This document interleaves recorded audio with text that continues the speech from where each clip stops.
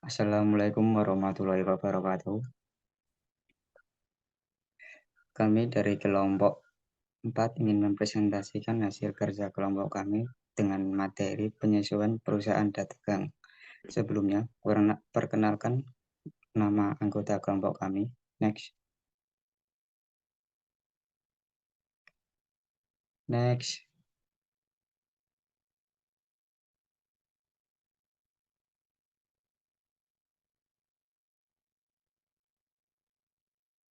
Yang pertama, Nadia Khairina dengan MPM 004. Yang kedua, Farul Rizal dengan MPM 51. Yang ketiga dengan Vivi Safira MPM 56. Yang keempat, Tasyana Bila Audia dengan MPM 0062. Yang terakhir yaitu Novita Indah dengan MPM 070. Next.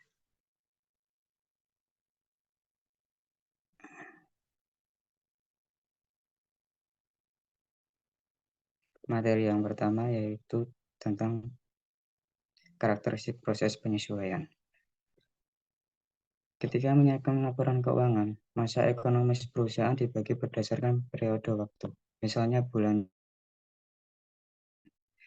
periode akuntansi atau accounting concave mengharuskan pendapatan dan beban dilaporkan pada periode yang tepat.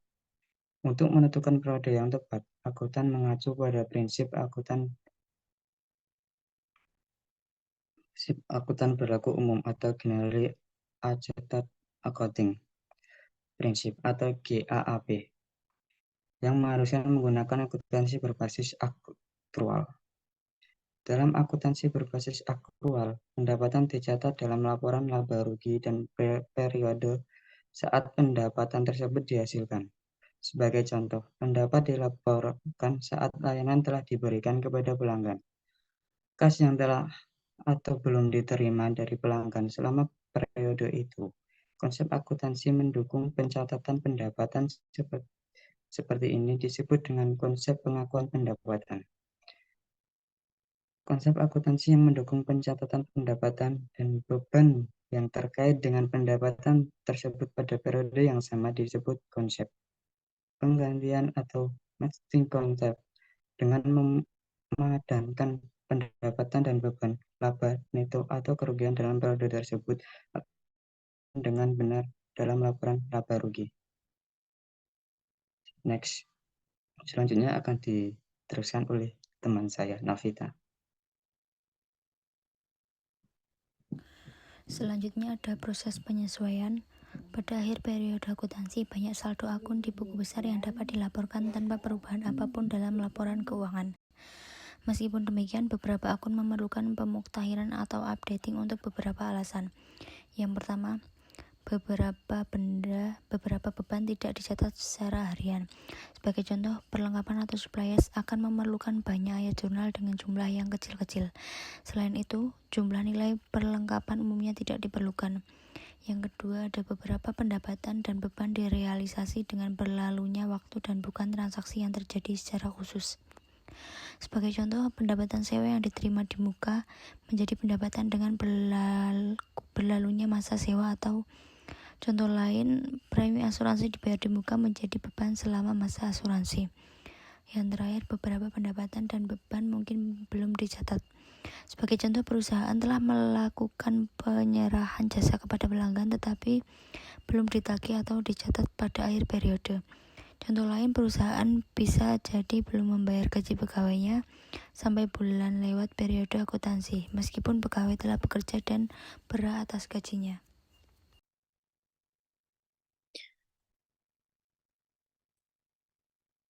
Selanjutnya saya akan menjelaskan tentang jenis akun yang memerlukan penyesuaian. Ada 4 jenis akun yang memerlukan penyesuaian, yaitu 1.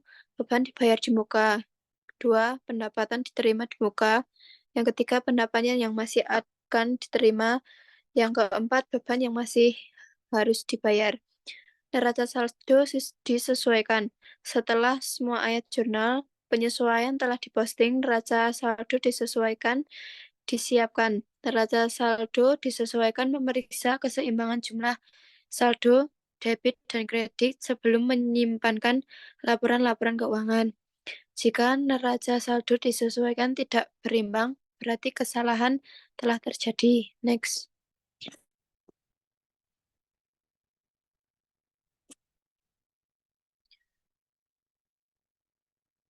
Analisis dan interaksi keuangan analisis vertikal. Dalam analisis vertikal, sebuah laporan posisi keuangan setiap pos aset dinyatakan sebagai persentase terhadap total aset. Setiap pos liabilitas dan ekuitas memiliki pemilik dinyatakan sebagai persentase terhadap total liabilitas dan ekuitas pemilik. Dalam analisis vertikal laporan laba rugi, setiap pos dinyatakan sebagai persentase terhadap pendapatan atau perdagangan jasa. Analisis vertikal juga digunakan untuk menganalisis perubahan dalam laporan keuangan selama periode tertentu. Dan selanjutnya akan dilanjutkan oleh Tasya. Yang selanjutnya ada laporan keuangan untuk perusahaan dagang. Meskipun transaksi persediaan mempengaruhi laporan posisi keuangan di laporan persediaan, transaksi-transaksi tersebut lebih memengaruhi laporan laba rugi. Laporan laba rugi perusahaan dagang biasanya disiapkan dalam suatu format, yaitu laporan laba rugi bentuk langsung dan bentuk langsung. Laporan laba rugi bentuk tidak langsung ada yang pertama penjualan, yang kedua beban pokok penjualan, yang ketiga laba bruto, yang ketiga laporan dari kegiatan operasi, yang keempat pendapatan dan beban lainnya. Laporan laba rugi bentuk langsung ada dua macam, yaitu yang pertama laporan ekuitas pemilik, yang kedua laporan posisi keuangan. Yang selanjutnya ada proses penyusutan dan penutupan. Ayat jurnal penyesuaian untuk kehilangan persediaan. Dalam sistem persediaan perpetual, akun persediaan yang terpisah dikelola dalam buku besar dan diperbarui secara terus-menerus ketika terdapat transaksi penjualan dan pembelian. Analisis dan interpretasi keuangan, rasio penjualan terhadap aset. Rasio penjualan terhadap aset atau rasio of sales to asset mengukur seberapa efektif suatu perusahaan menggunakan asetnya untuk menghasilkan penjualan. Rasio yang tinggi menunjukkan penggunaan aset yang efektif. Yang selanjutnya akan dilanjutkan oleh Nadia. Yang selanjutnya ada sistem persediaan periodik. Yang pertama, kode akun dalam sistem persediaan periodik. Yang kedua, mencatat transaksi dagang dalam sistem persediaan periodik, diskon pembelian, retur, dan potongan pembelian, kirim. Yang ketiga, ada proses penyesuaian dalam sistem persediaan periodik.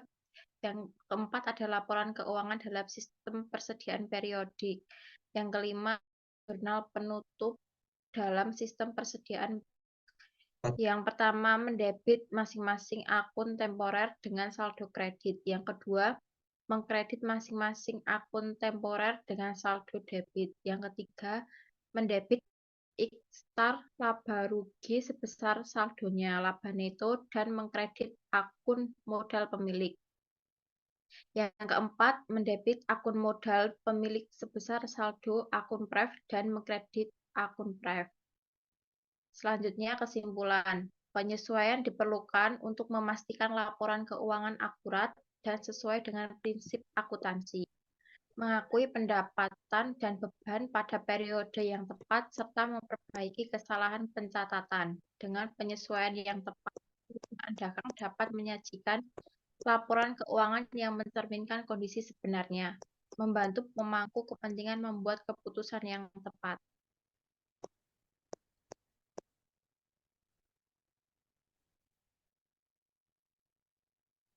Sekian presentasi dari kelompok kami. Wassalamualaikum warahmatullahi wabarakatuh.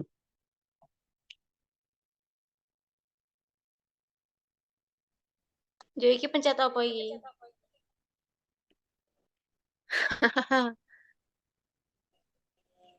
akhirnya. Tak akhiri, Boh.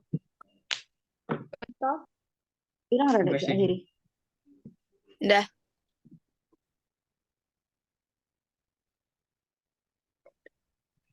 Seharusnya dipencet titik telu meneh.